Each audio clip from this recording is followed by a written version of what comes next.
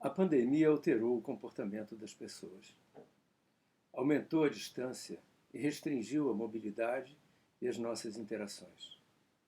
Isso nos obrigou a utilizar mais intensamente o espaço virtual para nos aproximarmos e trocarmos coisas. Nessa conversa, vamos discutir a inadequação das lógicas econômicas que perduraram até hoje para dar solução aos problemas sociais e econômicos atuais.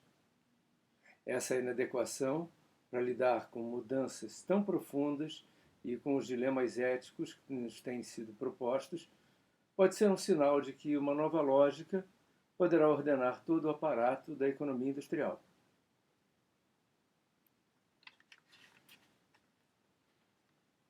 Essa apresentação está dividida em duas partes. Na primeira parte, nós vamos apresentar algumas ideias tradicionais sobre como ocorre o desenvolvimento econômico.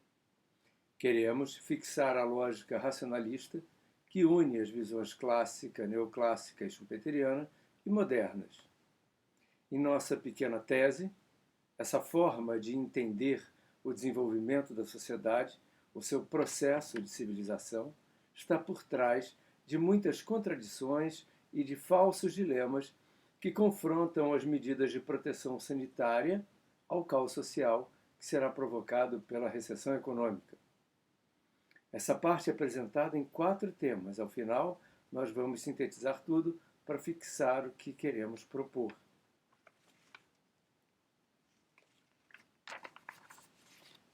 O fluxo circular da produção e do consumo é uma abstração proposta por Schumpeter no livro de 1911, A Teoria do Desenvolvimento Econômico. Schumpeter simplificou a visão dos economistas clássicos e neoclássicos para preparar o terreno para sua própria tese. No fluxo circular, a produção sempre se basearia na experiência anterior do consumo. O que será consumido amanhã tem que ser produzido hoje, com base na experiência de ontem. Nessa lógica simplista, cada cidadão da sociedade deposita o produto de seu trabalho como em uma grande pilha, de onde cada um retira o que precisa, de acordo com o valor que recebeu por seu próprio trabalho e com o valor que é requerido pelo trabalho acumulado no produto que ele quer consumir. Essa economia é estacionária e só se altera diminuindo ou crescendo se houver uma guerra, ou uma pandemia mortal, ou, por outro lado, um aumento da população.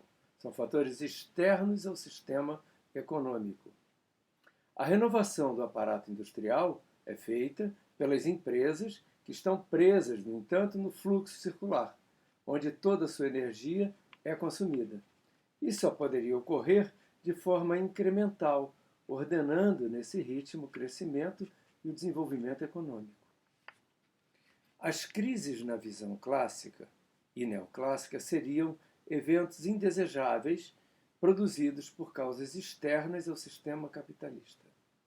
Esse é justamente o ponto que o Schumpeter quer derrubar com sua teoria, o de que o desenvolvimento econômico, motivado pelo sistema, tenderia a ser gradual, só sendo perturbado por imprevistos e por razões não econômicas.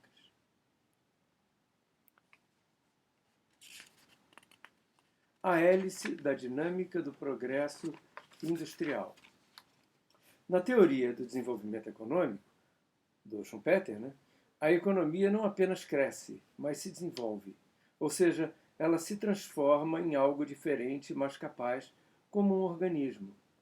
Esse desenvolvimento ocorre em ondas semelhantes, como a gente está vendo nessa figura, mas elas são semelhantes apenas na alternância entre os picos e vales, ou seja, na criação e destruição das estruturas.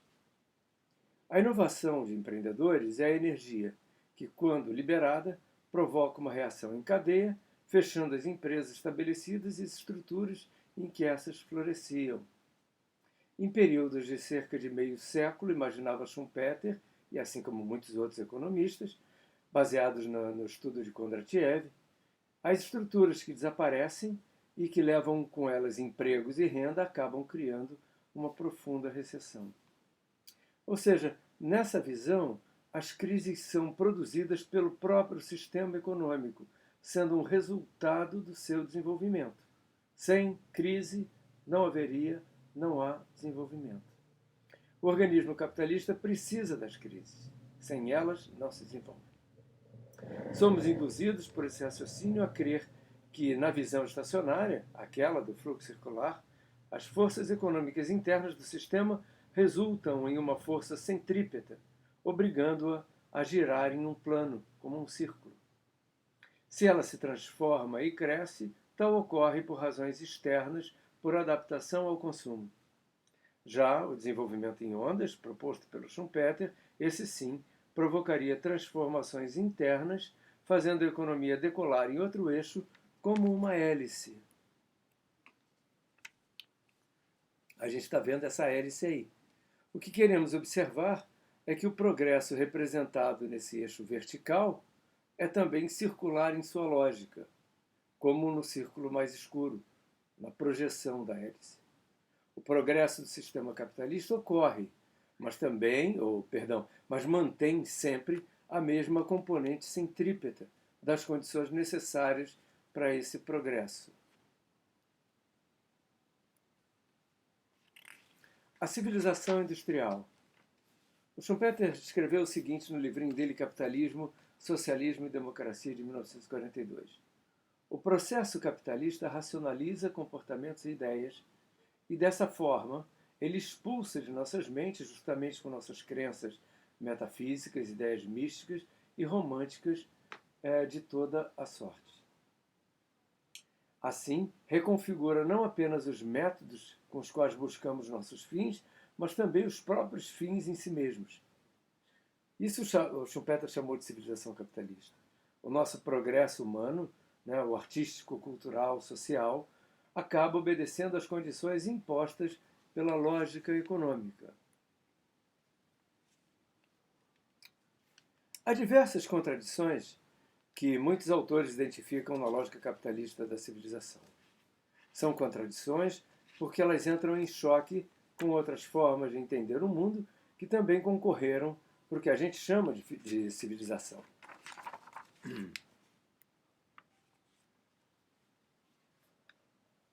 É o que pensa o geógrafo David Harvey, um dos principais críticos atuais do regime de acumulação infinita. A acumulação exponencial, diz ele, sem fim e cada vez mais irracional do capital, é acompanhada de uma extensão sem fim e cada vez mais irracional do capital ao nosso mundo vivido, diz o Harvey. Harvey entende que o capitalismo não é contrário à natureza, como sugerem alguns ambientalistas. Apenas ele faz uso dela para criar a sua própria natureza. E é nessa própria natureza do capital que nós vivemos e que nosso entendimento do mundo passa a ocorrer. É essa natureza do capital que vemos, por exemplo, nas cidades, nas formas urbanizadas de viver, onde nosso espaço, nosso tempo, são divididos de maneira a atender às finalidades do crescimento da produtividade. Para perceber isso, basta que a gente note as diferenças que estamos vivendo em nossas rotinas de isolamento. Mais concentrados espacialmente, estamos mudando nossas rotas diárias, abrindo espaço para usar mais bicicletas em vez de carro, alterando o uso do nosso guarda-roupas. Se o teletrabalho e a teleeducação se afirmarem como possível, uma grande mudança comportamental deverá produzir uma verdadeira revolução no nível das revoluções industriais. Vamos pensar o seguinte: pessoas da mesma família, que antes dividiam-se em diferentes locais de trabalho, 5 dias por semana, agora encontram-se reunidas em suas casas diariamente, para a grande maioria das pessoas. Isso gera interações familiares, em grau e em frequência, que haviam sido abandonadas há décadas. Essas interações criam necessidades de novas utilidades, para que possam superar as dificuldades pouco experimentadas em suas vidas. A divisão do trabalho social é diferente da divisão econômica do trabalho. Dividirmos o trabalho em nosso lar, em quem cozinha, em quem lava, quem passa, quem arruma, é diferente dos objetivos da divisão econômica e de acumulação do trabalho profissional. Enquanto o objetivo da segunda é a acumulação de capital, a da primeira é a distribuição de esforços e dos resultados, segundo parâmetros e categorias socioafetivos, como idade, gênero, individualidade, questões pessoais. A segunda ordena os espaços de maneira muito mais hierárquica, enquanto a primeira impõe limites estabelecidos pela tradição familiar e por aspectos morais. Esses novos comportamentos sociais despertam utilidades da economia digital que não estavam sendo percebidas sem a pandemia, e nem sequer imaginadas, porque o aparato estava sendo guiado pela lógica da racionalidade econômica. As relações das pessoas com o tempo e com o espaço estão mudando.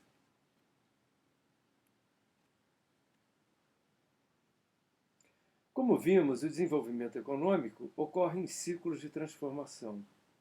Os ciclos são promovidos pela alternância de crescimento e de recessão e gerados pelo próprio organismo econômico que progride e se transforma. Nesse processo, as estruturas de produção são destruídas por novas e as formas de consumo mudam para se adaptar às novas utilidades que lhes são oferecidas. O progresso econômico, tecnológico e do capital promove progressos sociais, mas, ao mesmo tempo, os subordina à natureza criada pelo sistema. Enquanto isso, as lógicas que buscam a acumulação de capital permanecem imutáveis. O que nós constatamos ao longo das revoluções industriais é que o progresso tecnológico sempre se subordina a critérios econômicos e não a critérios sociais e valores humanos. Isso quer dizer que o conhecimento de uma sociedade está sempre à frente das tecnologias que nos são oferecidas. Temos sempre mais conhecimento do que aquele que o sistema coloca à nossa disposição para resolver problemas e criar bem-estar. Essa defasagem ocorre porque a lógica econômica do capitalismo, sua finalidade, é a de acumulação e não de distribuição de benefícios promovidos pelos avanços da ciência e da tecnologia.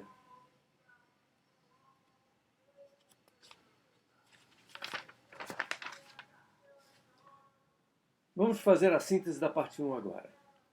O capital não se opõe à natureza, mas usa a natureza para criar a sua própria natureza. E é nessa natureza do capital que nós vivemos. É nessa natureza do capital que nós imaginamos soluções para os problemas que ela mesma causa. E enquanto nós procuramos soluções para os problemas que ela mesma causa, nós ratificamos essa natureza e nós estendemos o seu domínio. Os ciclos criam novos ambientes que impõem à sociedade industrial novas necessidades de adaptação.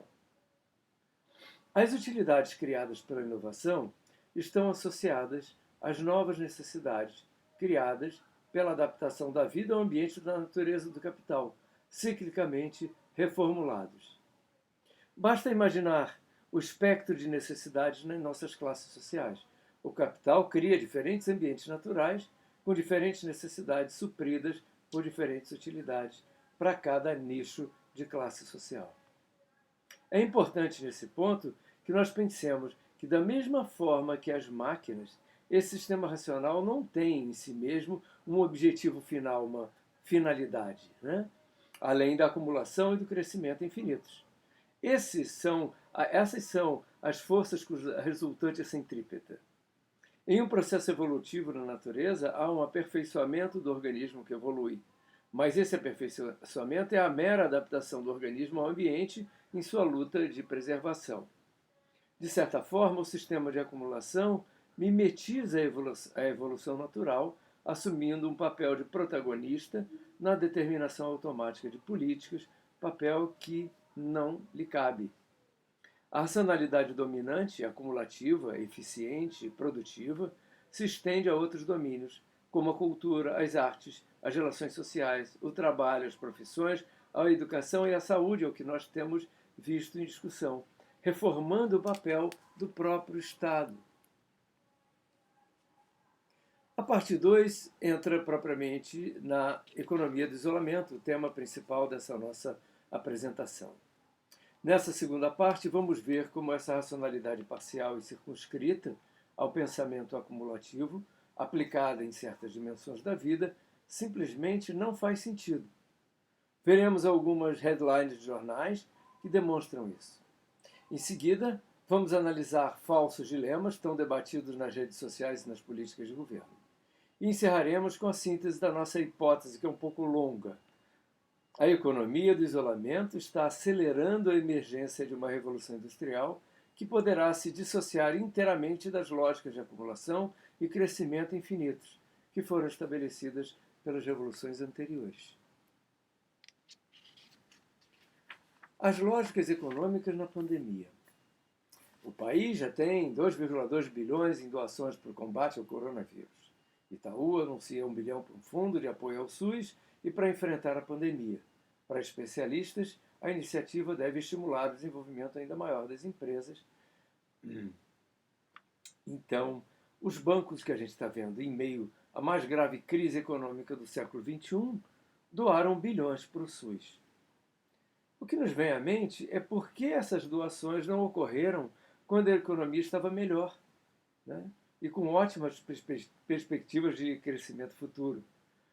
Se o progresso econômico tem por finalidade melhorar a qualidade de vida e promover a sociedade a um outro patamar de civilização, se ele tivesse essa finalidade última, por que o SUS não foi ajudado quando pessoas morriam nas ruas à espera de atendimento e quando não havia crise econômica? Por que ele é ajudado agora, em situação de penúria, justamente? A resposta é simples. Porque o objetivo dessas doações é salvar o sistema econômico e sua racionalidade dominante.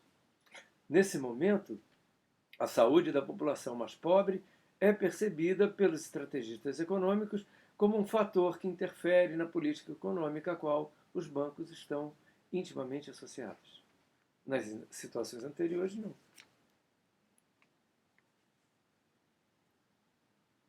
O presidente do Banco Central do Brasil diz a investidores que reduzir mortes por coronavírus é pior para a economia. Mais um exemplo cabal, explícito, da aplicação da racionalidade parcial e circunscrita à economia de acumulação e de crescimento infinitos. Não há sequer o questionamento, o movimento intelectual para buscar um entendimento mais elaborado, mais refinado, que considere a complexidade da nova situação, que sai em busca, pelo menos de outras variáveis que estão sendo trazidas. Apenas repete-se a mesma fórmula. É a afirmação de uma moral econômica.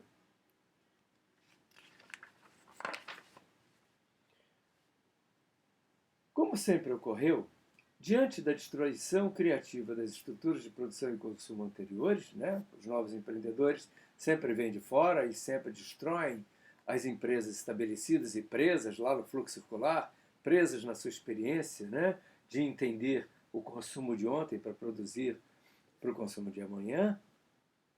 Então, diante da destruição criativa das estruturas de produção e consumo anteriores, o motor da economia acelera sua rotação.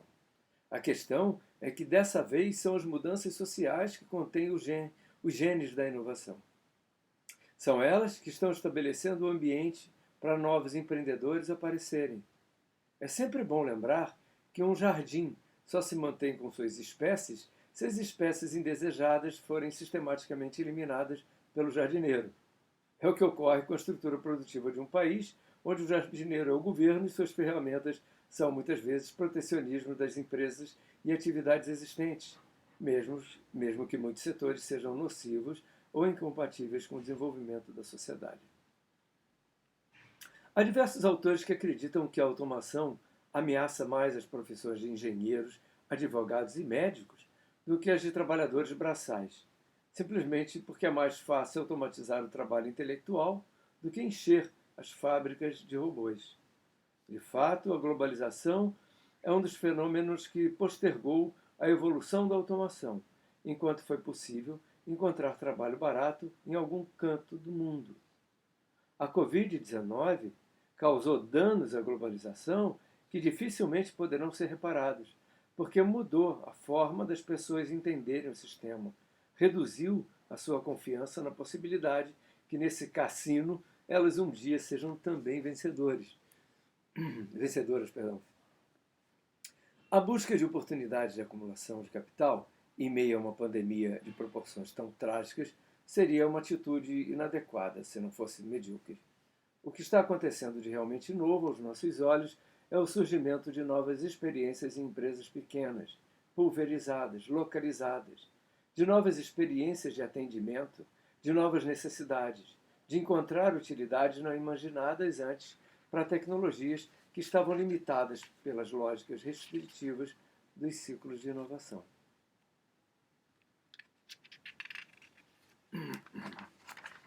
Falsos dilemas.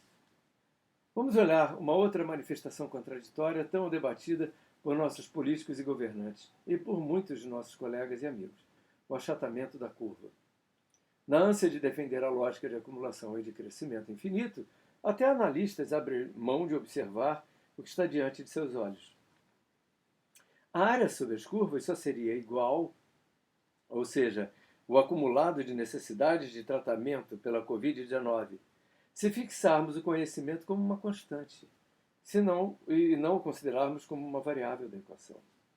Há inúmeras outras variáveis que condicionam a modelagem teórica de uma curva como essa, e nenhuma delas está presente nas análises. Com o tempo, as pessoas mudam sua compreensão das coisas e mudam de comportamento. Com o tempo, a ciência descobre tratamentos, vacinas. Portanto, a questão nunca foi apenas achatar a curva para que as necessidades dos doentes não ultrapassassem as capacidades do sistema de saúde. A questão principal é ética: aumentar suficientemente o tempo, garantindo a máxima proteção compatível com os recursos de conhecimento que estão disponíveis e evitando que pessoas percam a vida quando havia recursos morais, intelectuais, tecnológicos e políticos para salvá-las.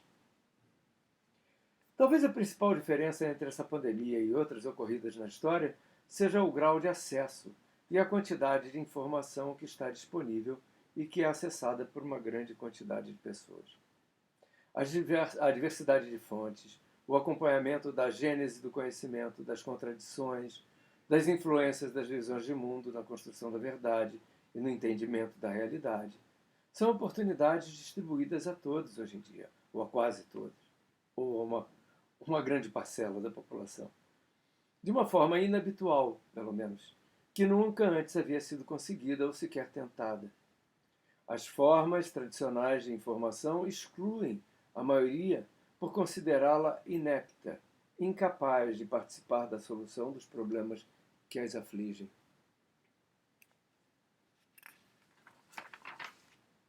A ciência é conhecida de maneira rudimentar como o reino das experiências controladas, das teorias, das leis e das equações matemáticas. O reino da racionalidade. Muitos a consideram ineficiente, desconectada do mundo da produtividade empresarial. Os cientistas, pelo menos no Brasil, são vistos como desconectados da realidade, em seus laboratórios, longe das necessidades das empresas. A pandemia, no entanto, está mostrando a ambos os lados que as coisas não são bem assim. O medo da morte tem feito com que muitos depositem apenas na ciência sua esperança de sobreviver ao vírus. A própria ciência tem deixado de mão seus protocolos, seus procedimentos rígidos de verificação para oferecer conhecimentos novos, assumindo riscos maiores em benefício dos ganhos de compartilhamento maciço das informações. Em vez de experiências controladas em laboratório, experiências abertas. Em vez de equações, algoritmos. Essa postura da ciência em ação ainda não está muito bem entendida pelos leigos, por nós todos. Perigo do senso comum. Se você sai de casa, por exemplo, e não se contamina, sua confiança aumenta daqui a 1 ou 2 semanas. Então você aumenta a frequência de saídas. Nesse tempo, a disseminação aumentou, o número de pessoas contaminadas em volta de você aumentou. E seu risco de contrair a doença também. Sua confiança, então, tem relação inversa com o risco. Quanto maior, inversa não. Na verdade, sua confiança tem uma relação direta com o risco. Tem que corrigir isso aí. Quanto mais a sua confiança aumenta, mais aumenta o seu risco. Quanto maior o tempo de isolamento, menor a probabilidade de contaminação do seu grupo e maior o conhecimento de tratamentos e curas. O efeito, definido pelos psicólogos Dunning e Kruger, se refere à forma como nossa autoconfiança varia, de acordo com o conhecimento que temos sobre as complexidades que nos envolvem. Sempre que nós temos pouco conhecimento, nossa confiança talvez esteja no seu pico. À medida que nós aumentamos o conhecimento, nossa confiança cai até que ela retorna com o nosso esclarecimento. A ignorância nos torna plenos de confiança. Quando conhecemos mais a respeito das coisas, passamos a basear nossa confiança em nossa capacidade de análise da situação. O conhecimento é um ativo que se multiplica, que se desenvolve com o tempo e o uso. É, portanto, um recurso que não obedece aos critérios econômicos de desgaste e depreciação com o tempo. Na lógica econômica de acumulação, o conhecimento já disponível sempre se subordinou aos critérios econômicos para ser realizado, ou seja, à demonstração de capacidade de produzir acumulação econômica. Em 1982, Buckminster Fuller escreveu a Knowledge Doubling Curve em seu livro Critical Path, explicando que novos conhecimentos que haviam dobrado a cada século, até 1900, agora eram estimados dobrar a cada 18 meses. Na curva que nós vemos aí, essa extrapolação foi feita pela IBM a partir de 1982 até 2020, os dias de hoje.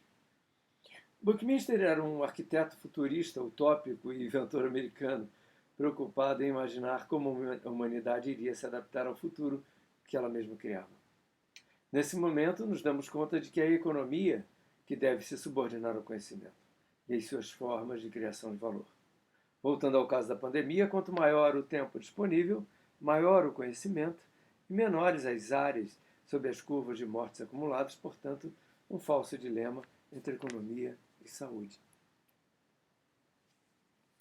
Vamos sintetizar para finalizar a nossa apresentação. Como vimos, o isolamento atuou sobre as lógicas centenárias de acumulação porque alterou, pelo menos ao longo desses meses, os comportamentos social e individual humanos. Mudanças espaço-temporais na mobilidade e nas interações físicas entre pessoas e coisas impactam nas formas de organização da produção, do comércio, da distribuição e do consumo. Mudaram as formas com que a economia se realiza no mundo da vida, mas mudaram também as maneiras de ver o papel e a função da economia em nosso mundo. É como se nós estivéssemos numa máquina do tempo. É como se as forças evolutivas, sociais e biológicas da espécie tivessem agido em meses, e não em séculos ou milênios, produzindo mudanças radicais físicas e culturais nos nossos comportamentos. A economia se adequa a elas, sempre se adequou, para aproveitar as mudanças socioculturais. Ao longo das revoluções industriais, as demandas de consumo se desenvolveram muito além das necessidades básicas impostas pela natureza. Claro, porque as necessidades foram criadas pela natureza criada pelo capital. Essa é a chave. A natureza do capital cria necessidades para se viver na natureza do capital. E essas necessidades são solucionadas pelo sistema, criando novas utilidades. As necessidades de novas utilidades é que impulsionam a inovação. E, em sua esmagadora maioria, essas necessidades são impostas pela natureza criada pelo próprio sistema econômico. O que estamos vivendo são imposições do sistema humano ao funcionamento do sistema de produção. É uma mudança de paradigma. Os valores e princípios éticos vencem a hierarquia da lógica econômica.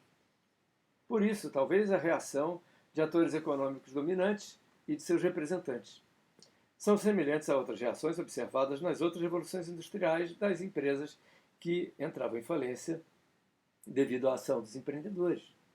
Nas outras revoluções, as empresas presas ao fluxo circular também foram superadas pelas inovadoras, capazes de criar valor a partir da oferta de novas utilidades que induziam novas necessidades e que mudavam o perfil da sociedade e o ambiente, né? Há uma grande semelhança entre os dois processos. Mas dessa vez, no entanto, parecem ser as imposições de novos critérios de projeto dadas pela sociedade que fomentarão a revolução e a destruição da antiga filosofia econômica e industrial. Poderemos agora observar o aparecimento de novas empresas sob uma nova matriz lógica mais complexa, que considera variáveis de desempenho antes negligenciadas e que leva em conta critérios antes ignorados.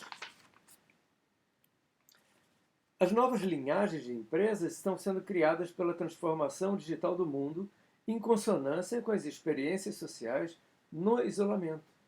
A verdadeira questão é se as novas experiências sociais acabarão sucumbindo ao antigo paradigma da produtividade acumulativa ou se elas estabelecerão, dessa vez, um novo paradigma quando a pressão da doença esvanecer.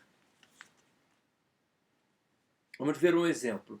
Os alunos têm demonstrado angústia e ansiedade com a perda de tempo em sua formação. Seu planejamento de futuro está comprometido devido à paralisação de atividades. No entanto, talvez estejamos vivendo uma oportunidade única. Há quem acredite que o mundo nunca mais retornará a ser como antes, ou seja, que o futuro de nosso planejamento não ocorrerá.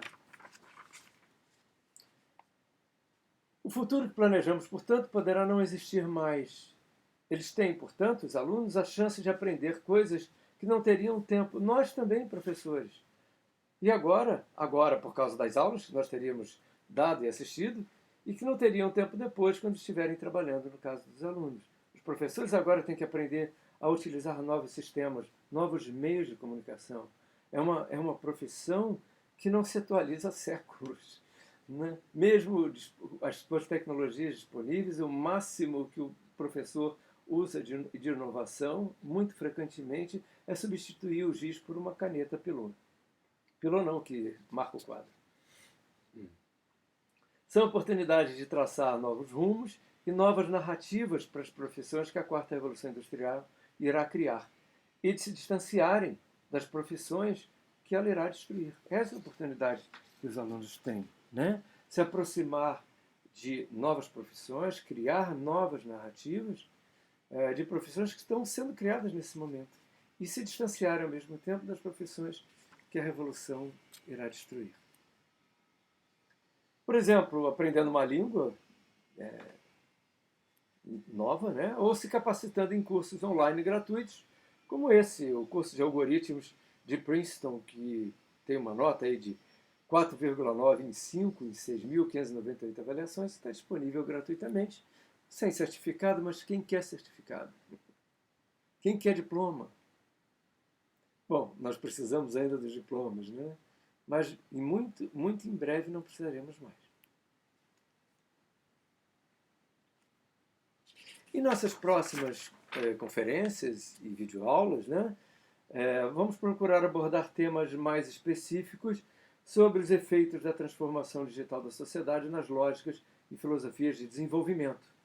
As ideias de autores atuais serão analisadas em suas principais obras. Obrigado.